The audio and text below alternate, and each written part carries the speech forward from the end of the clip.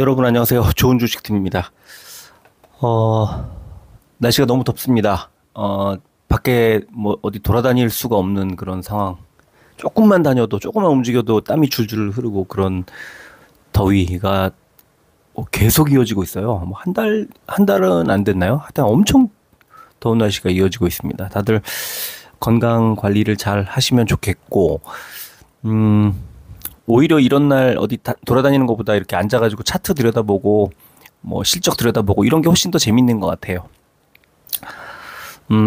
어제 신청을 받았습니다. 그죠? 율촌화학, 셀트리온, HLB, 또 현대모비스, 그다음에 APR, 기가비스, 그리고 한 분이 LNF를 신청해 주셨는데 글을 어디에 쓰셨는지 찾지 못하겠어요. 근데 쓰긴 쓰셨는데 뭐 다른 영상을 보셨거나 어디 글이나 다른데 분석했던 그런 데에다 다 댓글을 쓰신 것 같아요. 그래서 LNF를 보긴 봤는데 제가 그 마감 시간 이후였어도 분석을 해드리려고 했는데 찾질 못하겠습니다. 여러분 그 신청을 해주실 때 제가 이제 이것저것 창을 막 몇십 개를 띄워놓고 보다 보니까 뭐 그걸 이렇게 어디다 써주셨지? 그 댓글이 등록됐다는 거를 창을 보긴 봤는데 이렇게 찾으면은 찾겠지만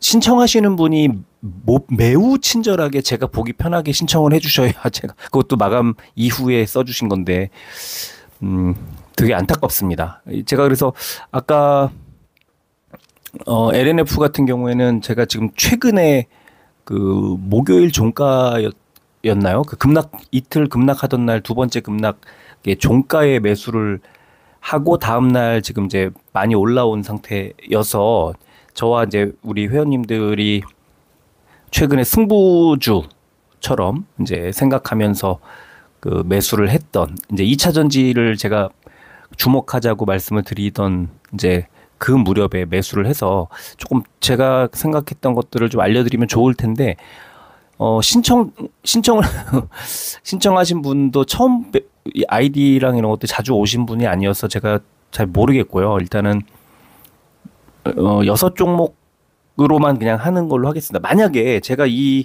글을 그러니까 이 방송을 녹음을 마치기 전까지 그 써주시면 어디다 이렇게 올려주시면 제가 그거 보고 그냥 올려드리겠습니다. 보긴 봤는데요.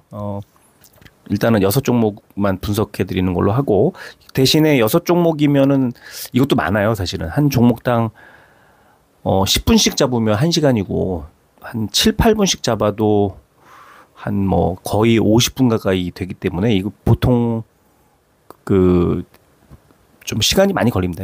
일반적인 그래서 제가 평소에 3종목, 4종목 정도만 해드리는 이유가 그 정도만 분석을 하는 게 가장 깔끔합니다. 제 그 뭐 체력이나 시간이나 이런 것들을 고려했을 때. 근데 이번 주는 정말 많이 신청해 주시면 많이 하려고 했는데 신청 자체가 6종목에 이제 그쳤고요. 자, 대신에 6종목을 조금 나름대로는 좀 상세히 분석을 해드리도록 하겠습니다. 왜냐하면 이게 각자 어떤 이유로 신청을 해주셨는지는 모르겠지만 정말 혹시라도 매우 중요한 어떤 뭐 심지어 인생이 걸려 있는 것일 수도 있기 때문에 최선을 다해서 분석을 해드리고 제 의견을 열심히 붙여드리도록 하겠습니다. 자, 오늘 제일 먼저 신청해 주신 종목은 율촌화학인데요. 율촌화학, 지금 화학자 붙은 종목은 그냥 분기점이라고 생각하시면 됩니다. 뭐가 분기점이냐? 화학은요, 이제 경기가 좋아져야 됩니다. 경기가 좋아지면 그 화학 업종, 이제 모든 화학 업종의 종목이 다 그런 건 아니겠지만 대체로 쓰임새가 많아집니다. 경기가 좋아지면. 그래서 화학 업종이나 철강이나 정유나 이런 업종들은 그 경기가 좋아졌느냐 안 좋아졌느냐를 이렇게 분간하고 판단하는 어떤 지표 같은 역할을 합니다. 자, 율촌화학도 마찬가지인데요. 이 화학 업종 최근에 뭐 우리 대표 업종들 보면은 롯데케미칼이라든가 이런 종목들 막 급락하는 거 보셨을 거잖아요. 아마 율촌화학 투자하시는 이 신청해 주신 분은 아실 거죠. 지금 화학 업종은 어떤 상황이냐? 바닥을 지나고 있습니다. 지금 바닥을 지나고 있는지 약간 더 내려갈지는 모르겠습니다. 그런데 경기라는 게 금리를 내리기 시작하면요. 경기는 좋아집니다. 금리를 내리는 시점이 경기 최악의 구간입니다. 그러니까 금리를 9월 18일 미국에서 거의 확실합니다. 그죠? 우리나라 올해 안에 아마 금리를 내리거나 늦어도 내년 초에 내릴 겁니다. 그러면은 경기는 지금 8월이니까 올해 하반기에 경기를 바닥을 통과할 거다. 우리나라가 약간 늦는 이유는 미국보다 뭐 여러 차례 말씀드렸지만 미국보다 코로나19 때 푼 현금 다발이 그 액수가 적기 때문에 물가가 덜 올랐기 때문에입니다. 그래서 미국과 금리 격차가 상당히 벌어져 있는데 이거를 미국이 좀 내리더라도 우리는 그때부터 검토해서 미국이 뭐 한 번, 두 번, 세 번 정도 내렸을 때 할 수도 있습니다. 그렇기 때문에 아직은 경기 바닥이 아닐 수도 있고 미국이 경기 바닥임을 확인시켜 주면 그때 한국은행은 한 번 정도 따라서 내릴 겁니다. 자, 뭐냐면요. 지금 경기가 돌아서는 순간 정유화학 철강은 가장 먼저 움직일 수도 있는 종목입니다. 왜냐하면 어차피 갈 수밖에 없기 때문에.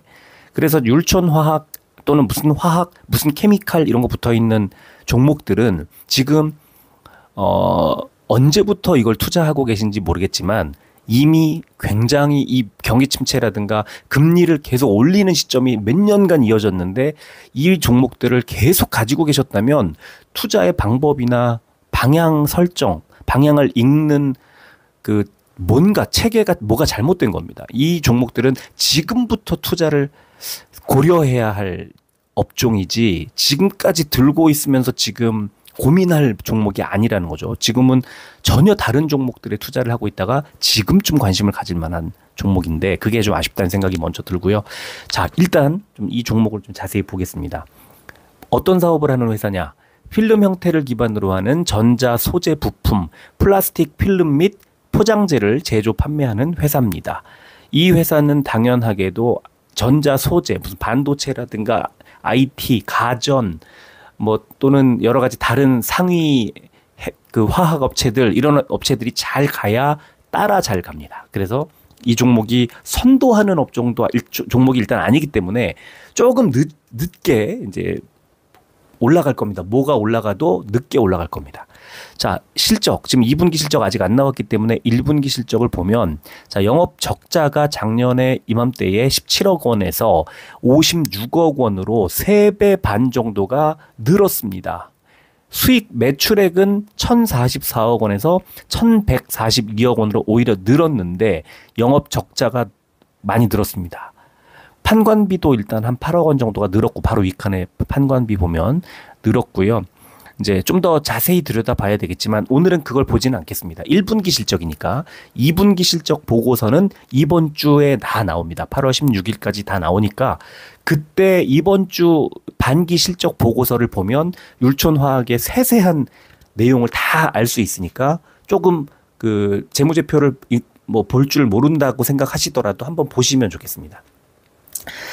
자, 율촌화학 수급 보겠습니다. 수급을 먼저 보면 최근에 그 외국인이 계속 사주고 있습니다. 이제 경기가 바닥을 돌아서는 타이밍이기 때문에 사주고 있는데 단 하루도 사지 않고 기관이 몇십 일 동안 계속 팔고 있습니다. 기관 매도의 중심, 연기금, 그다음에 금융투자 최근에 팔고 있습니다. 이 두 핵심, 중장기 투자를 가져가는 연기금, 단기 수익을 추구하는 금융투자가 다 같이 팔고 있고 외국인도 최근에 뭐 어제는 8월 9일에는 샀지만 그렇게 공격적으로 매수를 하고 있다고 볼 수는 없습니다. 그런 사이에 36,000원대까지 갔던 주가가 2만 원대까지 완전히 뭐 한 달 동안에 폭망을 하고 있습니다. 이게 굉장히 좀 특이한 그런 케이스고요. 율촌화학은 이 업종 차트를 하나 보여드리겠습니다. 제가 이제 수급 이렇게 꼬이고 이런 이유가 뭐냐? 업종 차트를 먼저 보여드리면 이게 그 화학 업종입니다. 자, 보시면은 5월 달에 8,016포인트를 찍으면서 최고를 달렸죠.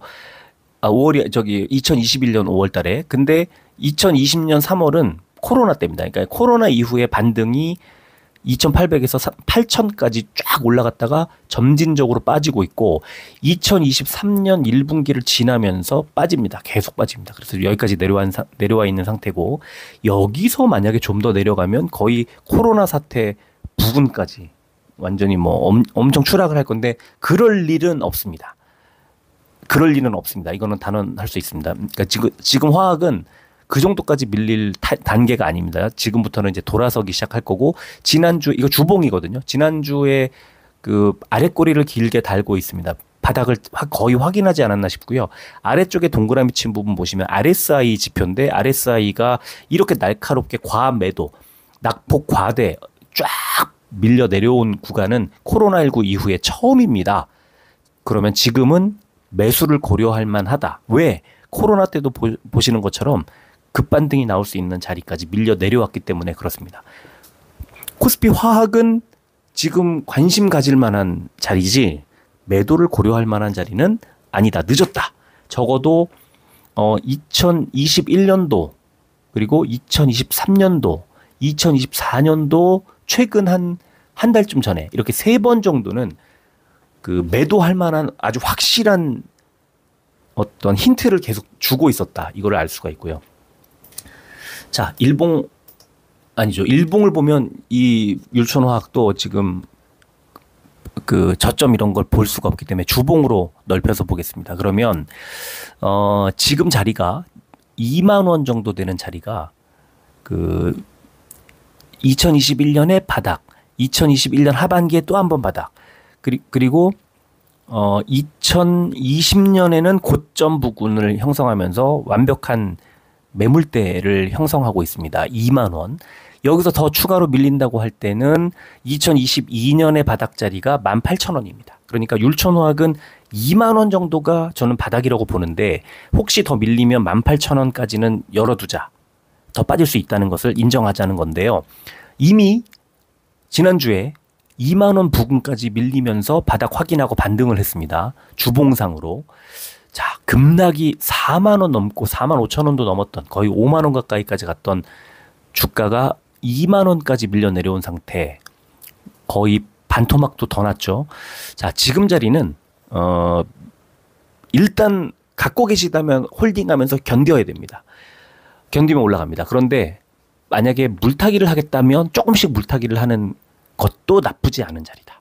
그리고 만약에 신규 매수를 하고 싶다. 조금만 더 기다리셨다가 확실한 반등 힌트가 나올 때 그때는 매수를 해도 괜찮을 것 같다. 근데 아까 모두에 말씀드린 것처럼 율촌화학은 업종 내에서 선도하는 업종이 아닙니다. 그러니까 먼저 롯데케미칼이라든가 다른 뭐 SK케미칼도 있고요. 다른 화학 업종 내의 선두 종목들이 반등하는 것을 확인하고 사야 되는 종목이다. 그러니까 이 율촌화학은 분명히 그 금리 인하 시점이 되고 경기가 돌아서는 타이밍에부터 반등이 나올 건데요. 다른 먼저 치고 올라가는 종목들이 있을 거예요. 그러니까 아쉽게도 롯데케미칼이나 SK케미칼이나 무슨 LG화학이나 이런 종목들이 먼저 갈 때 지금부터 이제 율촌화학 따라가겠구나 이렇게 볼 수 있는 거고 차라리 율촌화학 살 거면 다른 종목도 LG화학이나 뭐 SK케미칼이나 롯데케미칼이나 이런 종목을 투자하는 게 조금 더 낫지 않을까 하는 생각도 드네요. 어쨌든 지금은 거의 바닥 구간까지 가까이 왔다. 이거를 아시면 됩니다. 자, 두 번째 종목 보겠습니다. 셀트리온입니다. 애증의 종목이죠.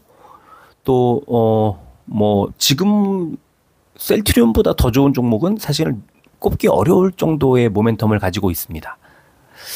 자, 분기 실적 보면서 말씀드리겠습니다. 지금 3분기 지나고 있는데 작년 4, 올해 1, 2, 3분기에 다 전년 동기 대비 마이너스입니다. 역성장을 하는 거죠. 그런데 4분기에 동그라미 쳐놨습니다만 4분기에 1773%라는 놀라운 갑자기 실적이 폭등을 합니다. 매출액이 조 단위를 만들어냅니다. 분기 매출액이. 그러면 셀트리온 지금 3분기 8월이 다 반이 지나가고 있는데 4분기에 이렇게 된다는데 지금 당연히 주가가 잘 갈 수밖에 없지 않겠습니까? 이 방향성은 믿고 가자 이렇게 말씀을 드리고 싶고요. 이걸 연간 실적으로 보면 더 놀랍습니다. 올해도 연초에 좋지 않았지만 4분기에 폭발하면서 전체적으로 영업이익을 전년 동기 대비 마이너스가 아니라 2% 늘려놓는데 매출액도 3조 6천억을 찍는데 내년에는 매출액이 4조 6천억, 영업이익이 1조 6천억 원으로 1조 원이 늘어납니다. 영업이익이 내년도에 150% 급등합니다. 그러면 올해 하반기에 무조건 사야죠. 셀트리온은. 사야죠. 예, 그거 말고 뭐 더 말씀드릴 게 있나요? 이런 수치를 보고 지금 혹시 갖고 계셔서 불안해서 그런 건가요? 뭐 때문에 신청해 주셨는지 뭐 자세히 써주지 않으셨기 때문에 갖고 계시다. 당연히 홀딩 해야죠. 뭐 물려 있다. 당연히 물타기 해야죠. 신규 매수 고려하고 있다. 당연히 사야죠. 제가 말씀드릴 수 있는 건 사실 이게 답니다. 자, 리포트 하나 볼까요? 증권사 리포트. 지난주에 나온 리포트. 이게 하나증권에서 나온 리포트인데요. 위쪽 제목 부분 말고 아래쪽에 제가 보여드리고 싶은 부분들이 있어서 그냥 아래쪽을 잘랐습니다. 진펜트라의 점유율에 주목할 하반기 그리고 25년 이런 소제목이 달려 있고요. 주목할 것은 진펜트라의 향후 매출이다. 그 다음에 밑에 보시면 진펜트라의 실적 추정에 좀 불확실성이 좀 있지만 분기 실적에 따른 단기적 대응보다는 중장기적인 성장성에 주목할 것을 권고한다. 제가 방금 말씀드린 거 증권사에서 똑같은 얘기를 하는 거고요. 이거는 투자자들도 셀트리온 보면서 그냥 떨어질 때 불안해할 게 아니라 시장이 같이 망가질 때는 이거는 셀트리온의 문제가 아니라 시장의 어떤 문제로 시장을 전체적으로 팔아치우는 코스피를 그냥 던지는 그 바스켓 매매 때문에 주가가 빠지는 거구나라고 이제 생각이 든다면 내가 주목하고 있는 이런 셀트리온 같은 종목들은 사야죠. 제가 그렇게 한 거예요. 그렇게 하고 있는 거예요. 지난주에 매수할 때 이럴 때 왜 이걸 사지? 뭐 이런 그 궁금함이 있으셨을지도 모르겠는데요. 종목의 잘못이 아닌데 시장의 어떤 문제고 시장이 문제도 아니죠. 우려 그냥 투매를 부르고 불안 심리가 내 옆에 있는 사람들이 전부 다 불안하다고 파는데 내 주변에 있는 개인 투자자들이 다 팔고 있는데 내가 거기서 팔지 말고 물론 팔았죠. 미리 팔았죠.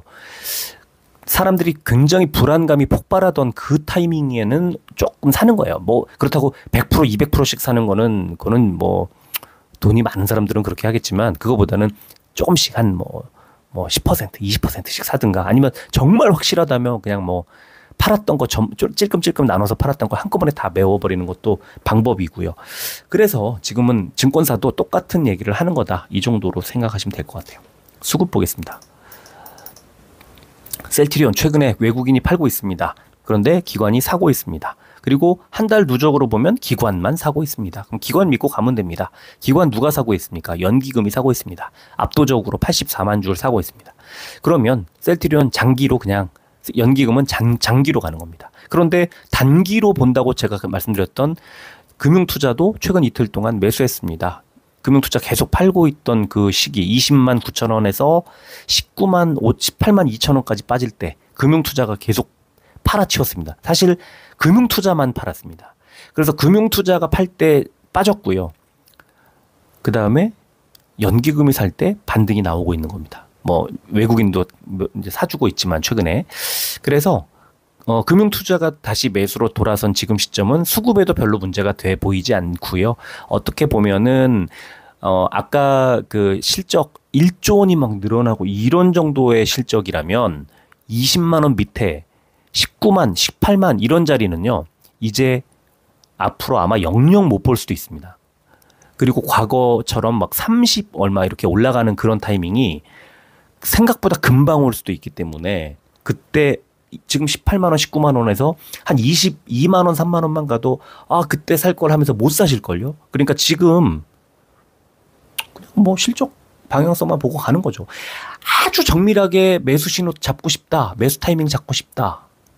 그거는 공부하셔야 됩니다. 그죠? 그거는 내가 공부해야 되고요. 그냥 잘 모르겠다. 난 방향만 뭐 보고 그러고 싶다. 지금부터 사셔도 약간 빠질 수는 있을 것 같죠. 시장이 아직은 변동성이 크니까. 그래서 제가 뭐 어떻게 뭐 지금 얼마에 사세요 뭐 이렇게는 뭐 말씀드릴 수는 없는 거고 방향만 설정해 드리는 거라고 저는 그냥 그렇게 생각하고 있고요. 자, 일봉을 볼까요? 일봉을 보면 이게 이제 2024년 1월부터 일봉입니다. 쭉 애매합니다. 오르는 것 같은데 빠지고 빠질 때 다시 반등하고 아래쪽에 241선 보라색, 파란색 481선 아주 강력한 선, 이 중장기 이평선들은 강력합니다.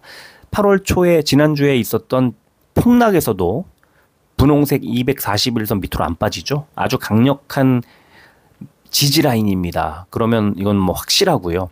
지금 자리는 왜 동그라미를 쳐놨느냐? 아래쪽에 노란색 21선 밑으로 안 빠집니다. 얘는 지금 뭐 하고 있는 거냐면요. 목요일, 금요일에 다지고 있는 겁니다. 이 정도 가격대에서 매물을 더 받아서 한번 아마 수요일날 나왔던 장대 양봉 같은 걸 이런 모양새를 한 번 더 만들어낼걸요. 그러면서 21만 원 부근까지 밀어 올릴 가능성이 좀 있다고 봅니다. 이거를 주봉으로 보면은 이 횡보하고 있는 게 더 선명하게 보입니다. 주봉으로 보면 이렇게 2024년도에 위쪽에 240주선, 아래쪽에 60주선이 위아래, 위에선 누르고 아래쪽에 받쳐주고 하면서 거의 8개월을 이렇게 횡보하게 만들고 있습니다. 그죠? 위로 뚫느냐, 아래쪽으로 뚫느냐. 아래쪽은 아직 밑으로 하방이 열려 있지 않고 위쪽은 뚫었다가 다시 들어오고 뚫었다 들어오고를 연초에 한번, 최근에 한번 2번 했는데요. 결국은 위로 갑니다. 왜? 실적이 좋으니까, 좋아질 거니까. 결국은 이 주봉을 보면 20만 원이라는 요 구간, 상방, 그죠? 20만 원을 어떻게 뚫어내느냐에 따라서 조금 달라질 수 있을 것 같습니다. 그래서 모으고 있는 거다. 그 에너지원을, 그래서 누가 에너지원을 소스를 제공해 줄지, 개인들이 제공해 주면 외국인 기관이 받아먹고 올리겠죠. 상방을 뚫을 때, 이때 오히려 매수 신호가 아닐까라는 생각이 저는 드네요. 자, 세 번째 종목 볼까요? HLB입니다. HLB는 어떤 사업을 하는지 먼저 뭐 다 아시지만 보여드리겠습니다. 1번 헬스케어 사업, 체외진단 의료기기 등등. 2번 바이오 사업, 제가 별표를 쳐놨는데 리보세라닙이라는 이름이 딱 나옵니다. 투자자시니까 아실 거 아닙니까? 리보세라닙. 2번에 가 있습니다. 3번 선박 사업. 사실은요, 한 5년 전만 하더라도 HLB는 조선회사였다니까요. 조선업종으로 분류가 돼 있었습니다. 지금도 조선업을 하고 있지만, 그런데 번호가 달라져. 그때는 1번이 선박사업 소개가 돼 있고요. 이렇게 헬스케어가 2번이나 이렇게 가 있었을 겁니다. 헬스케어, 바이오, 선박. 크게 체외진단 의료기기, 리보세라닙, 그 다음에 선박. 이렇게 생각하시면 되고요. 구명정, 작은 그 소형 구명정이나 특수선박들 만드는 회사인데요. 자, 제가 흥미록을 하나 보여드릴게요. 제가 말로만 그러는 게 아니고요. 2019년도 지금 분기 보고서를 이제 보여드려야 되니까 아직 2분기가 안 나왔으니까 2019년 분기하고 비교해 볼게요. 그때는요, 구명정 파이프 외 제품 비중이 64%였어요. 그리고 주사기 외 하는 주사기나 체외진단 의료기기 아까 말씀드렸던 그게 27%였습니다. 그 다음에 기타가 8%였는데, 자, 이거를 2022년도로 한번 2022년도, 21년도 사업 보고서죠. 22년도 3월에 나왔고 다시 정정한 부분이니까 이때 보면요. 매출 비중이 좀 달라집니다. 이렇게 막 골고루 퍼집니다. 그러면서 체외진단 의료기기가 31%로 최고로 많아지고, 그 다음에 구명정이 16%, 그리고 이제 뭐 GRP, GR 이 부분이 이제 그 아까 리보세라닙 등등을 만드는 이제 바이오 사업부의 그 매출입니다. 이게 13%까지 이제 늘어납니다. 그 다음에 아래쪽에 리보세라닙의 중국 로열티가 14%. 그래서 이 골고루 퍼지기 시작합니다. 이제 구명정이 2등으로 밀리고 체외진단으로 갑자기 바뀌죠. 자, 24년도 분기, 지금 1분기 분기 보고서 보면요. 제일 많이 차지하는 게 이제 바이오 사업부의 43%, 체외진단이 33%, 구명정 외가 6.8%. 이제 바이오 사업, 바이오 회사, HLB 누가 조선업종이라고 그럽니까 지금, 그죠? 바이오잖아요, 바이오. 그리고 그 코스닥 이제 뭐 제약 이쪽에서 거의 뭐 최고 대장주 아닙니까 지금? 그래서 이 종목은 바이오 사업으로 최근 5년 정도 사이에 아주 급격하게 진화를 했다는 것을 말씀드리고 싶었던 거고, 공시를 하나 보면요. 이 회사의 그냥 성향, 성격을 그냥 바로 알 수 있습니다. 보시면 5월 20일 날 나온 자율 공시를 보세요. 그러면 FDA에 신청했던 간암일처 치료제, 이게 리보세라닙인데 이게 신청했다가 보류됐죠. 그러니까 그 밑에 보시면 FDA가 CRL이라는 건 뭐냐면요. 위에 보시면 보완 요구 서한이라고 되어 있습니다. Complete Response Letter 이렇게 되어 있죠. 그러니까 이 보완을 좀 요구하는 그런 어떤 답변을 받은 건데요.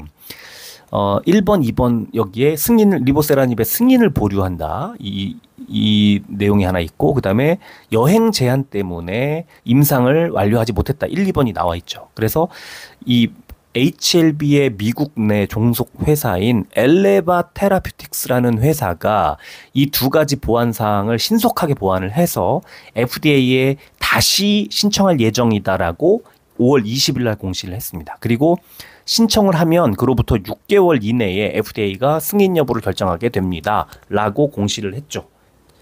이따가 5월 20일 날 이 공시가 나올 때 주가가 어떻게 움직였나 보시면 좋을 것 같고, 일단 수급을 먼저 보겠습니다. 기관이 계속 사 모으고 있습니다. 기관이 사 모으다가 최근 3일 동안 팔았는데 금융투자가 쫄쫄쫄 팔았습니다. 기관이 사 모을 때 금융투자가 사 모으고 있었고 최근에 3일 동안 팔았습니다. 이제 8만 얼마까지 오니까 기관이 단기 수익을 실현하기 시작했습니다. 그리고 외국인이 금요일 날 다시 7만 9천 원대 밑에서 사서 8만 2천 원까지 올려줬습니다. 외국인이. 그러면 8만 원, 8만 2천 원 요 정도가 단기적으로 고점이 아닐까, 또는 외국인은 그렇지 않게 생각하는 건가를 한번 생각하면서 일봉을 보겠습니다. 먼저 5월 달에 확 빠질 때 거의 하한가까지 갔습니다. 11만 원 가던 주가가요. 최고 13만 원까지 갔던 주가가요. 4만 원대로 뚝 떨어집니다. 그러면서 어디까지 밀리느냐? 파란색 481선 부근까지 밀립니다. 그리고 아까 그 공시가 나오고 반등이 나오기 시작합니다. 왜? 일단 안 좋은 소식이지만 다시 보완해서 신청한다고 그랬잖아요.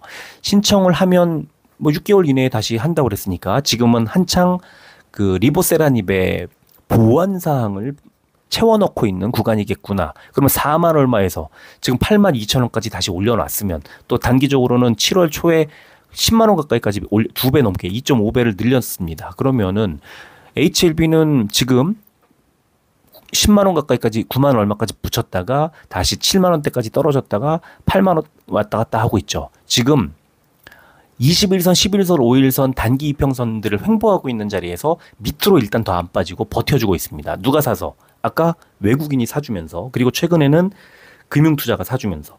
그죠? 그래서 지금 HLB는 제가 선을 두 개를 그어놨는데, 가로선을. 위쪽 선은 92,000원. 매물대, 위쪽에 긴 매물대 바닥. 그러니까 여기가 저항선이 될 가능성이 높고요. 아래쪽 매물대 74,000원, 여기는 바닥이라고 보는 겁니다. 그래서 74,000원, 한 75,000원 정도부터 한 93,000원 정도까지 이 구간에서 아마 HLB는 위로 갈지 아래로 갈지 왔다 갔다. 좀 빠지면 74,000원, 75,000원 부근까지 밀리면 매수. 좀 올라서 9만 얼마까지 올라가면 비중을 약간 줄이면서 다시 살펴봐야죠. HLB는 FDA에 신청하는 것만으로도 하나의 모멘텀이 될 수 있고, 나중에 리보세라닙이 승인을 받으면 그때는 진짜 어마어마한 수익 내지는 성과를 아마 숫자로 증명하게 될 겁니다. 그런데 거기서 승인을 못 받으면 다시 엉망진창이 되겠죠. 이제 그래서 극과 극의 어떤 상황. 근데 얘는 또 증권사 리포트도 없어요. 이걸 누가 이렇게 가이드하는 리포트라도 좀 보고 공부해보고 싶은데 그러지 못합니다. 그러면 일일이 다 뒤져봐야 되고 찾아봐야 되고 그런 상황이죠. 그래서 리보세라닙 물론 되면 어마어마할 건데 혹시라도 안 될까봐 이번처럼 그런 마음들이 저 하한가 5월 20일 날 하한가 이런 숫자로 이런 주가 흐름으로 연결되는 거죠. 투자자들이 아직 100% 믿지 못하는 겁니다. 그래서 작년 12월부터 그때 3만 원 정도 하던 주가가 12만 9천 원까지 3개월 만에 4배를 끌어올리고 4만 5천 원까지 밀렸다가 다시 반등하고 이 요동을 치고 있는 이유는 HLB가 갖고 있는 리보세라닙의 폭발력을 인정하면서도 아직까지는 100% 믿지 못하는 구간이고 지금 횡보하는 이유도 그렇다. 그래서 금융투자가 최근에 팔고 있는 이런 지점에서는 고점 8만 2, 3천 원, 121선이 바로 위에 있거든요. 그 정도에서는 좀 파는 거고요. 그 다음에 아래쪽에 5일선, 11선, 21선 모이는 이런 자리에서는 외국인이 받쳐주는 겁니다. 그래서 지금 아주 짧게 보면은 8만 원에서 8만 3천 원 정도 사이 구간을 8만 4천 원쯤 되겠네요. 구간을 왔다 갔다 하면서 눈치를 보다가 아래쪽으로 좀 빠질 수도 있고 그러면 7만 5천 원까지 밀리는 거고 위쪽으로 올리면 9만 2천 원까지 올리는 거다. 이렇게 생각하시면 될 것 같아요. 자, 네 번째 종목 현대모비스입니다. 현대모비스 역시 분기 실적 먼저 보면 답이 나옵니다. 그냥 3분기까지 마이너스, 2분기에 마이너스 4.17, 3분기에 마이너스 3.86, 전년 동기 대비해서 역성장할 것으로 보이는데 4분기에도 영업이익 그냥 6636이나 6655나 그게 그거지만 전년 동기 기저효과로 27%가 늘어날 걸로 예상이 됩니다.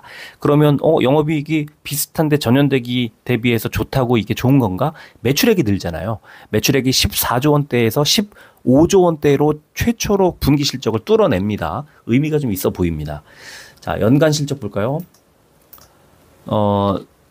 지금 보시면 2023년에 14% 5조 9천 59조 원에서 2024년에 58조 원으로 줄죠. 25년에 62조 원으로 늘어납니다. 그리고 66조 원 점점점 늘어나죠. 그래서 2023년에서 4년 갈 때 지금이 좋지 않을 거고 실적으로만 보면 25년도에 62조 원으로 늘면서 영업이익도 3조 원 가까이까지 붙이기 때문에 결국은 2025년 특히 아까 보여드린 것처럼 분기로 볼 때 4분기가 현대모비스는 분기점이 변곡점이 되지 않을까라고 생각을 하는 겁니다. 자, 수급을 보겠습니다. 지금 보면 기관이 계속 팔고 있고 금융투자연기금 골고루 팔고 있습니다. 외국인은 사고 있습니다만 금요일날 조금 팔았습니다. 그래서 지금은 개인과 외국인이 사고 있고 기관이 무지막지하게 팔고 있다. 주가는 약간 약세를 보일 수밖에 없는 구간이다. 이렇게 보이고요. 자, 일봉 차트를 보겠습니다. 일봉 차트를 보면 많이 빠졌죠. 많이 빠졌고 이거를 2024년 1월에 19만 8천 원 저점을 생각해 보면 대략 20만 원 정도가 바닥이겠구나를 알 수가 있습니다. 그래서 지금 27만 원, 25만 5천 원 이렇게 갔던 이런 고점 부근에서 20만 원까지 밀려 내려온 자리는 한 30% 가까이, 한 25% 정도가 하락한 자리인데 이 정도면은 많이 싸져 있다. 그리고 지난주 초에 그 장대 음봉을 만들어내면서 바닥 20만 원 찍고 다시 반등이 나왔고요. 지금 고점 부근에 제가 선 22만 원, 단기적으로는 21선인데요. 21선 자리 22만 원이 고점. 저점은 20만 원. 이렇게 제시를 좀 해드리고 싶습니다. 현대모비스 국내 리포트가 없어서 해외 리포트를 잠깐 보여드리면 에버리지 스코어 10점을 주고 있습니다. 굉장히 좋게 보고 있는 거죠. 그래서 바이도 지금 스트롱 바이에 가까운 좀 아주 좋은 그 이제 구간에 바이를 제시하고 있고요. 전체적으로 보면은 가격 모멘텀이라든가 밸류에이션, 펀더멘탈 이런 거 다 10점, 9점, 리스크 8점 다 좋은 그런 상황이고 어닝만 실적만 6점에 가 있는데요. 이것도 곧 아마 4분기 또 내년 정도 되면 점수가 더 올라갈 걸로 본다. 그러면 한 2점 몇 퍼센트, 2.4% 정도인가 그 배당을 주지 않습니까? 그러니까 그런 것까지 고려해서 보면 중장기로 가져갈 만한데 아직은 자동차의 업종에 대한 그 그러니까 전망이나 기대가 조금 못 미치기 때문에 지금은 20에서 22만 원 정도 박스권 예상을 해보겠습니다. 자, 다섯 번째 종목 APR입니다. 디바이스 아니죠.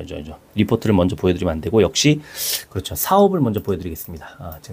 제가 막 해외 리포트, 국내 리포트 막 띄워놓고 보다 보니까 지금 이제 APR도 그런 상황인데 사업 먼저 보면 이 제품을 보면요, 지금 매출 비중이 거의 비슷하네요. 뷰티 디바이스 쪽이 44.8%, 화장품 쪽이 43.9%. 그래서 APR은 화장품 회사이면서 뷰티 디바이스, 메디큐브 AGR 홈 뷰티 디바이스라고 하는 그 쪽이 계속 늘어나고 있고 2022, 23, 24 보면은 30%대에서 40, 한 5%대까지 꾸준히 성장하고 있는 사실 뷰티 디바이스 쪽에 집중하고 있는 회사구나 이렇게 알 수가 있습니다. 자, 실적을 보겠습니다. 분기 실적을 보면 2023년 4년 1분기에 19% 성장, 2분기에 13% 성장. 이게 2023년도 3분기, 4분기 73, 65% 이런 식의 성장에 비해서 좀 처져 있죠. 그러다가 3분기에 51%로 다시 작년 4분기 수준을 회복하고요. 이게 4분기에 가면 475억 원으로 38%. 그러니까 결국 2분기가 바닥이고 3분기부터 실적이 크게 튀어오를 것으로 이렇게 예상이 됩니다. 이걸 연간 실적으로 보면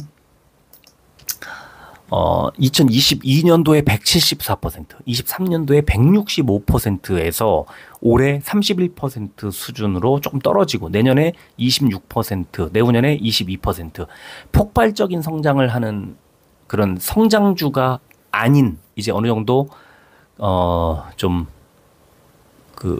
뭐랄까요, 이렇게 좀 안정적인 회사로 바뀌어가는 그런 흐름이네요. 매출은 좀 늘어납니다. 올해부터. 그래서 APR은 조금 예전, 과거에 2년 전, 작년 이런 때에 폭발적 성장을 기대하고 있다면 조금, 성격이 좀 바뀌지 않았나라는 생각이 들고요. 자, 리포트를 하나 보겠습니다. 해외 리포트도 있고 국내 리포트도 있는데 국내 리포트만 좀 보여드리겠습니다. 국내 리포트가 보기 더 편하니까. 자, APR, 디바이스 매출 반등을 기다리자. 미래에셋증권에서 나온 8월 1일 나온 리포트인데 견조한 화장품, 그런데 약간 아쉬운 디바이스. 아까 제가 디바이스가 성장을 하고 있다고 그랬잖아요. 근데 디바이스가 아쉬우면 APR 주가가 어떻게 될까요? 잘 갈까요? 좀 못 갈 가능성이 높죠. 그래서 밑에 보시면 연간 매출 가이던스를 기존 8천억 원에서 7천억 원으로 하향 지시했다고 이렇게 돼 있고, 실적 실망감이 주가에 이미 반영이 돼 있다. 그래서 디바이스 매출이 반등할 때 주가도 회복할 거다. 중요하죠. 왜? 이번 주에 이제 반기 보고서가 나오니까 APR 디바이스 부문의 매출 꼭 확인하시고, 아마 여러분들이 직접 확인하지 않아도 시장이 그걸 확인하게 될 겁니다. 그래서 그게 기대에 못 맞추면, 기대에 못 미치면 폭락을 할 거고요. 다시 한번. 기대를 충족시키면 반등이 나올 수 있고, 이제 그런 거죠. 지금 그런 구간이라고 보고요. 자, 수급을 좀 보겠습니다. 자, APR 최근에 이제 금요일 날 외국인 기관이 매수하면서 9,000원을 올려줬고요. 일단 한 달 전 29만 원대, 30만 원 놓고 하던 상황에서 22만 원, 지금 21만 원대까지 이렇게 내려온 8월 5일에는 20만 5천 원까지 빠졌던, 상당히 많이 빠졌었네요. 그래서 지금 최근에 보면 일단 외국인이 사주고 있고 기관도 4거래일 연속 사고 있어서 기관이 한 달 누적으로는 뭐 연기금이 주로 팔고 있었지만 최근에 연기금도 사고 있는 걸 보면 일단 수급은 완전히 꼬인 상태에서 20만 원 정도를 저점으로 해서 반등을 하고 있는, 수급이 개선되고 있는 걸 확연하게 볼 수가 있습니다. 자, APR 일봉을 보겠습니다. 일봉을 보면 이렇게 7월 들어서면서 40만 원을 뚫었다가 급전직하해서 한 달여 만에 19만 1,900원까지 빠졌습니다. 너무 많이 빠졌네요. 40에서 40, 한 1만 원까지 갔었는데 19까지 빠졌으니까 거의 반토막 이상 빠졌습니다. 그러면 이거를 들고 있었다. 그러면요, 7월 하나, 둘, 세 번째 21선 빠질 때, 물론 7월 2일 날 아래 꼬리를 달았지만 이럴 때 비중을 줄여야 되고요. 초록색 61선을 깨던 날에도 비중을 줄였어야 되고요. 횡보하다가 장대 연봉 나오는 날에도 비중을 줄였어야 되고요. 이럴 때 전부 다 37만 원, 32만 원, 27만 원 정도에서 매도할 수 있는 기회가 충분히 있었는데, 만약에 고점에서 사서 지금 물려 있다. 그러면 이거는 정말 이상하게 투자를 하시는 거고요. 만약에 신청해 주신 이유가 지금 사고 싶다. 지금 살만한 자리라고 생각합니다. 얼마 안 올랐어요, 바닥에서. 지금은 살만하다. 근데 단기적으로는 이제 이렇게 빠져놓으면요, 위쪽에 11선 바로 위에 23만 원 정도에, 24만 원 정도에 있네요. 있죠? 그걸 뚫어도 21선에 한 26만 5천 원 정도에 있죠. 이런 자리들이 다 매물 벽이 됩니다. 저항선이 됩니다. 거기 뚫으려면 시간 한참 걸립니다. 그러니까 APR은 단기적인 트레이딩으로 가주자. 지금은 길게 장기 투자하는 거는 조금 애매할 수 있기 때문에 그렇고요. 자, 최근에 화장품주들 왜 안 좋았나? 먼저 그 국내 대표주 아모레 퍼시픽을 먼저 보겠습니다. 5월 31일 날 20만 5천 원까지 갔었던 주가가 한번 왕창 빠졌다가 121선 14만 원대까지 밀렸다가 반등을 합니다. 그래서 다시 19만 원 가까이까지 붙인 뒤에 급락을 하죠. 실적이 좀 안 좋게 나왔습니다. 그랬더니 거의 하한가, 지금 바닥으로 돌고 있죠. 아직 뭐 이게 바닥인지 아닌지 모를 애매한, 조금 더 빠질 수도 있는 뭐 그런 자리. 아모레 퍼시픽은 실적 우려를 다 반영했다고 봅니다. 한 11만 원 정도가 바닥이지 않을까. 왜? 그러니까 올해 3월 19일 날 11만 400원 정도 보시면 바닥은 11만 원 정도겠구나. 그러면 지금 11만 9천 원에서 여기서 조금 더 밀려주면 오케이, 땡큐 하고 바로 사주면 됩니다. 그런데 어쨌든 어마어마하게 빠졌던 아모레 퍼시픽에 대한 우려, 이런 것들이 하나 있을 거고요. 자, 또 하나는 제가 방송에서도 여러 번 말씀드렸고 아침에 브리핑에서 되게 많이 말씀드렸는데, 미국의 화장품이 정말 많이 빠졌어요. 종목별로 다 빠졌어요. 그런데 뭐 하나만 보여드릴게요. 에스티로더 하나 보여드릴게요. 에스티로더가 올해 3월에 158달러를 찍고 지금 89달러입니다. 그러면은 반토막이 났잖아요. 거의 다 이렇게 빠졌어요. 반토막. 계속 하락하고 있죠. 그러면 미국의 화장품, 우리 화장품 대표주가 다 빠지는데 APR 혼자 갈 수 있을까요? 못 가요. 그러니까 미국을 잘 봐야 하는 이유는, 나는 똑똑하고 다른 투자자가 바보같이 보여도 미국의 업종, 그러니까 우리 2차 전지가 테슬라 못 가면 같이 못 가고, 반도체가 뭐 미국의 이제 영향을 뭐 많이 받죠. 뭐 필라델피아 반도체 지수도 그렇지만 엔비디아도 그렇고 여러 뭐 AMD나 브로드컴이나 최근에 인텔이나 뭐 TSMC나 다 막 영향을 받습니다. 돌고 돌아요. 미국의 그 화장품이 빠지기 시작한 지가 좀 됐는데, 우리도 5월 뭐 그 무렵부터 아모레 퍼시픽부터 뭐 아모레 G 뭐 해서 빠지기 시작하면서 APR도 이제 빠지고 이런 상황이 같이 맞물리는 거거든요. 그래서 화장품은 저도 가지고 있었는데 화장품을 개별 종목을 가지고 있었던 경우도 뭐 좀 뭐 어쩐 때 있긴 있었는데요. 주로 이제 저는 ETF를 투자를 많이 했었는데 그것도 다 이제 던져버렸죠. 뭐 미국도 안 좋고 다 안 좋으니까 그랬습니다. 그래서 지금 이런 것들을 보시면 APR이 진작에 이런 힌트가 좀 나왔을 텐데 하는 생각을 하시게 될 거고요. 지금은 매수할 만한 타이밍인 것 같아요.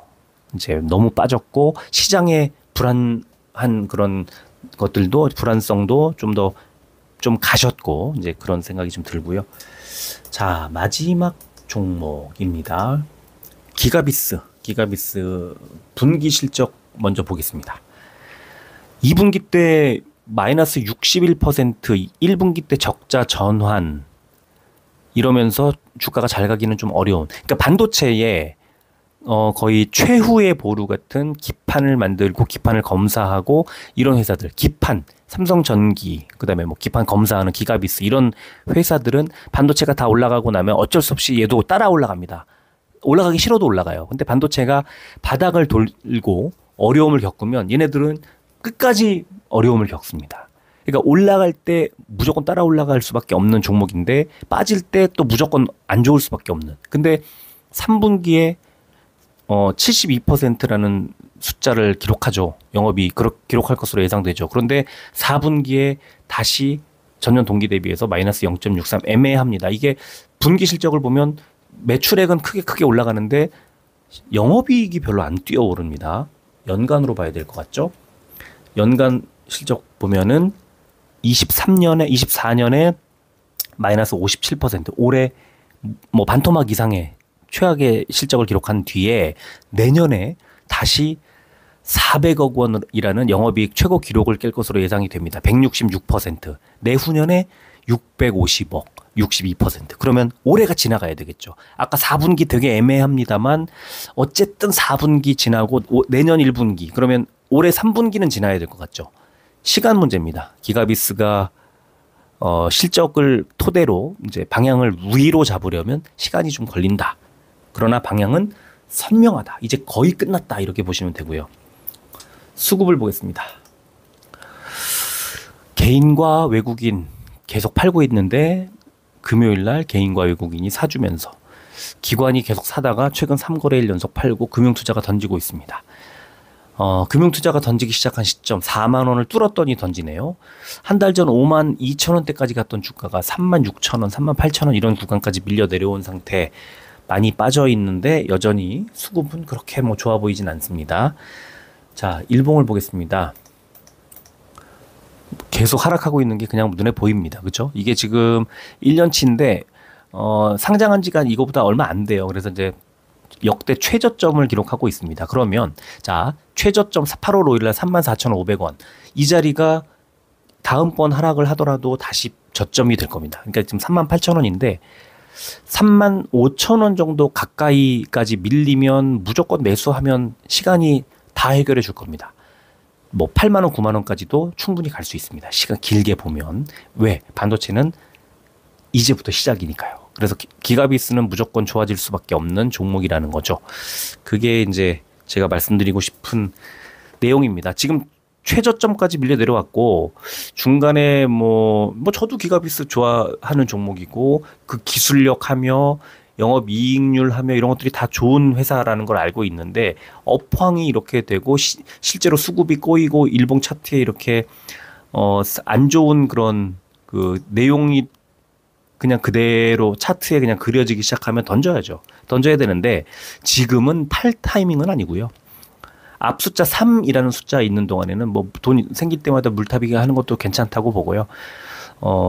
반도체가 가면 결국에 갑니다. 근데 반도체가 못 가니까 못 가는 겁니다. 그게 이 종목의 지금의 현실이다. 그렇게 말씀을 드리겠고요. 지금 제가 댓글 보니까 아직 LNF LNF는 오늘은 안 해드리는 걸로 하겠습니다. 지금 댓글에 남겨주시지 않으셨고 기억이 잘 안 나요. 어떤 분이셨는지도 잘 모르겠고, 예, 그래서 LNF는 제가 준비를 해놨는데요. 지금 47분을 넘어가고 있는데 LNF를 말씀을 드리면 거의 1시간 가까이 57, 8, 55, 6분 되겠죠. 자, 여기서 그냥 마무리하겠습니다. LNF 괜찮은 지금 타이밍이에요.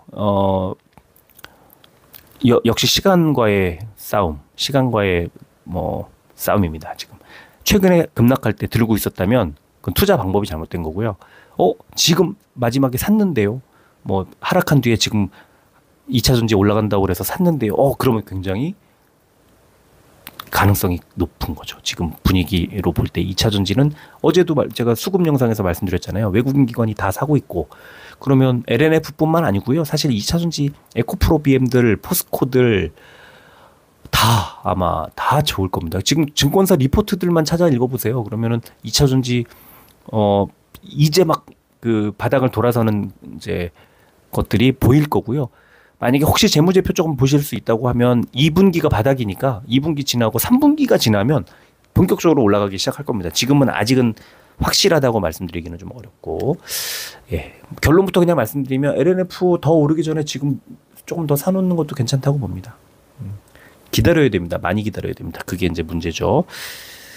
자, 오늘은 이 정도 하고 6종목을 말씀을 드렸고, LNF는 그냥 잠깐 제 생각만 덧붙였을 뿐이지만, 지금 어쨌든 시장의 분위기가 바뀌고 있고, 완전히